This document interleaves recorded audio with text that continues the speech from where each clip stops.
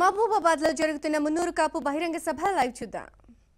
మరి అప్పులైనా కూడా అదే భూమిలో మరి వాళ్ళ ప్రాణాలు ఇడుస్తారు కానీ ఆ యొక్క భూమిని వదిలిపెట్టి మాత్రం బయటికి రారు కాపులు. మరి అటువంటి ప్రేమికులు ఈరోజు భూమిని ప్రేమించే వ్యక్తులు రైతులు, ఆ రైతులే ఈరోజు కాపులు. మరి ఈరోజు నేను ఒక ఉద్యోగస్తులి కూతురిగా మురళీధర్రావు గారిని పెళ్లి చేసుకున్నాను. కానీ వాళ్ళ ఇంటికి వచ్చినాక కాపుదనం ఏంటో చూసిన దాన్ని కళ్ళతోటి. ఎందుకంటే మా అత్తమ్మ పొద్దున 3 గంటలకు లేసేది.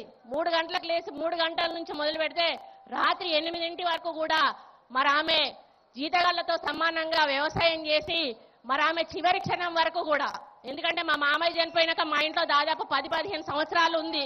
అప్పుడు మరి ఆయన వాళ్ళ అమ్మ ఆలోచనలు తెలుసు మురళి గారికి. అందుకని ఊర్లో ఒక్కతి ఉంటుందని వరంగల్లో ఆమె కోసం భూమి కొని వ్యవసాయం చేపించినటువంటి వ్యక్తి మురళీధర్రావు గారు. మరి ఈ రోజుకు కూడా ఇంత బిజీ షెడ్యూల్ ఉన్నా కూడా, ఇంత రాజకీయ పదవులు ఉన్నా కూడా మరి ఆయన రోజొక్కసారైనా వెళ్ళి తన వ్యవసాయ భూమిని చూసుకొని వస్తేనే ఆ రోజు నిద్రపోతాడు. మరి అటువంటి రైతు అనేవాడు మరి కంపల్సరీ భూమి మీద బతికేవాడు, భూమిని నమ్ముకునేవాడు, కష్టమో నష్టమో భూమితోటే పంచుకునేవాడు. మరి అటువంటి రైతు మరి ఈ రోజు కొంత మన టెక్నాలజీ పెరగడం అయితేనేమి, కొన్ని ఇబ్బందులు ఉండడం వల్లనైతేనేమి ఈ రోజు కొంతమంది జనరేషన్ ముందుకెళ్లి వేరే వృత్తుల్లో సెటిల్ అవుతా ఉన్నా కూడా ఈ రోజుకు తల్లిదండ్రులు మాత్రం ఊర్లలో ఉండి వ్యవసాయమే చేస్తున్న విషయాన్ని మనం చూస్తా ఉన్నాము. మరి ఈ రోజు పెద్దలు చాలా మంది మాట్లాడినారు. మనకు పదవులు ఉండొచ్చు, పార్టీలు ఉండొచ్చు, ఎలక్షన్లు ఉండొచ్చు, ఏ ఉన్నా కూడా మనం కులం విషయానికి వచ్చినప్పుడు మాత్రం అందరం కూడా ఒక్క తాటి మీద ఉండాల్సిన అవసరం ఉందని చెప్పి ఈ సందర్భంగా విజ్ఞప్తి చేస్తా ఉన్నాను. ఈ రోజు మన కులంలోంచి ఎవరైనా ఒక ఎలక్షన్లలో నిలబడ్డారు అంటే పార్టీలకు అతీతంగా అభ్యర్థులను గెలిపించుకోవాలి.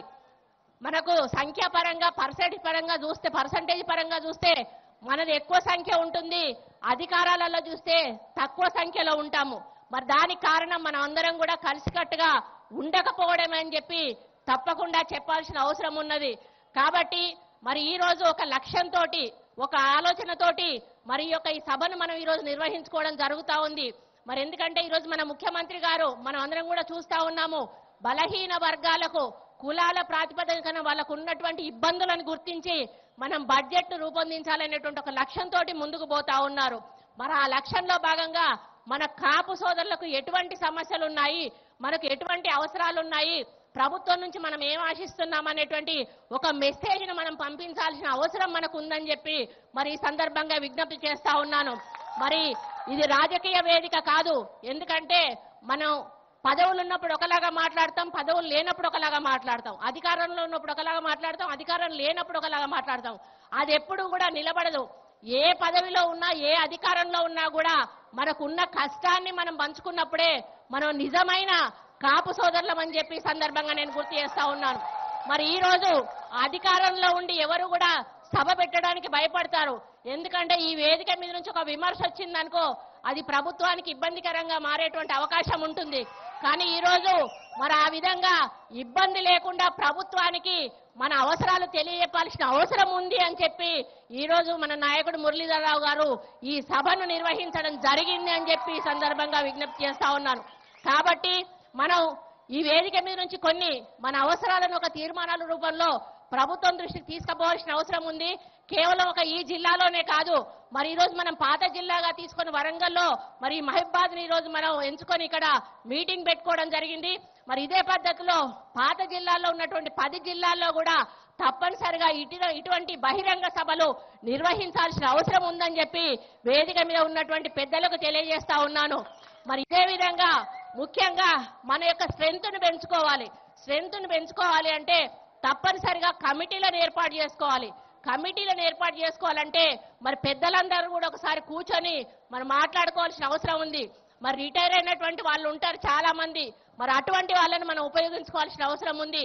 మరి అటువంటి వాళ్ళకు ఒక బాధ్యత అప్పచెప్పి మనం కమిటీలు వేసి ప్రచార కమిటీలుగా వాళ్ళని పంపించుకొని గ్రామాన కూడా ఒక మహిళా కమిటీలు, అదేవిధంగా మన కమిటీలు జనరల్ కమిటీలు వేసుకొని ఆ తర్వాత మండల కమిటీలు, ఆ తర్వాత జిల్లా కమిటీలు వేసుకొని ఆ తర్వాత మెంబర్షిప్ డ్రైవ్ అనేది తప్పకుండా పెట్టుకోవాల్సిన అవసరం ఉన్నది.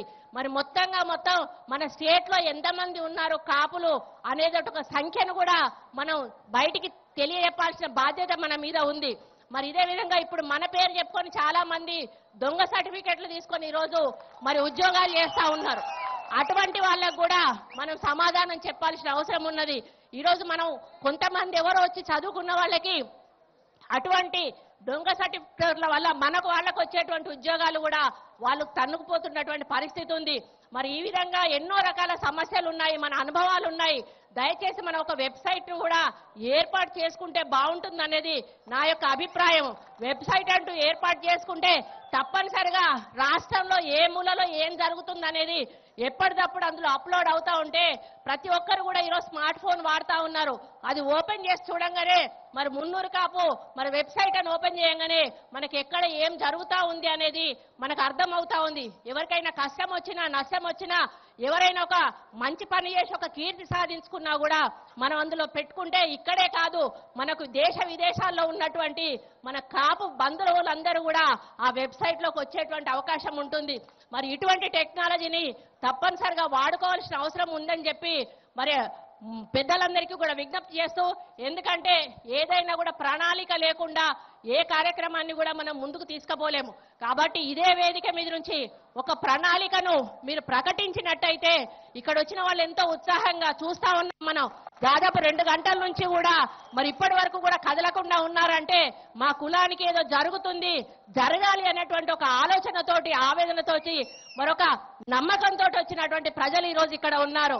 మరి వాళ్ళందరికీ కూడా ఒక ఎలక్టెడ్ పర్సన్స్ గా మనం ఉన్నాము, అధికారంలో ఉన్నటువంటి నాయకులం మనం ఉన్నాము. తప్పకుండా వాళ్ళ సమస్యలను మన సమస్యలుగా మన కుల సమస్యలుగా ముఖ్యమంత్రి గారి దృష్టికి తీసుకుపోయి అన్ని కాకపోయినా, ఎందుకంటే అన్ని చేయడం ఎవరి తలము కూడా కాదు. ఈరోజు అడగన్నే అమ్మైనా కూడా అన్నం పెట్టదు. మరి అటువంటి ముఖ్యమంత్రి గారిని అడిగి కొన్నైనా సాధించుకోవాల్సిన బాధ్యత మన మీద ఉంది. ఇంకొకటి ఎవరైనా కూడా నడిచే ఎద్దునే పొడుస్తారు, నడవని ఎద్దును ఎవరు కూడా పొడవరు. మన ముఖ్యమంత్రి గారు అడిగితే కాదనకుండా ఇచ్చేటువంటి వ్యక్తి కాబట్టి ఈ వేదిక మీద నుంచి మనకు మన సమస్యలకు సంబంధించినటువంటి కొన్ని విషయాలను వారి దృష్టికి తీసుకుపోయి సాధించుకునేటువంటి ప్రయత్నాన్ని మనం చేయాలని, ముఖ్యంగా ఈ 10 జిల్లాల బహిరంగ సభలు అయిన తర్వాత పెద్ద ఎత్తున కాపు గర్జనను మనం హైదరాబాద్ నడిబొడ్డున పెట్టుకుంటే బాగుంటుందనేది నా యొక్క అభిప్రాయము.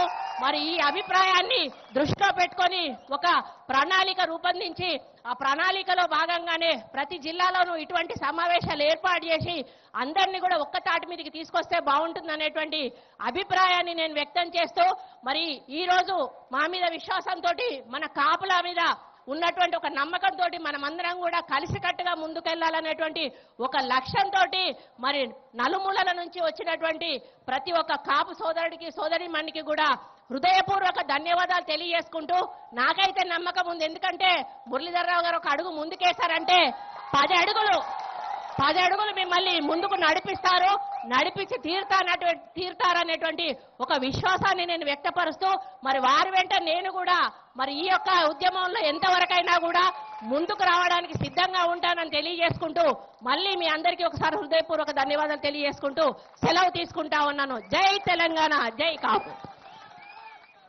సోమవారపు అరుణ్ గారిని కొంచెం తక్కువ టైం తీసుకోవాలి ఎవరైనా ప్లీజ్.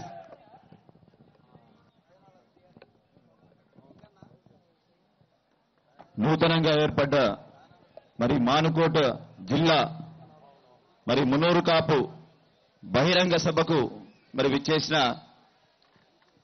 పెద్దలు ముఖ్య అతిథులు మరి సోమారపు సత్యనారాయణ గారు, టీఎస్ఆర్టీసీ చైర్మన్, మరి శాసనసభ్యులు రామగుండం,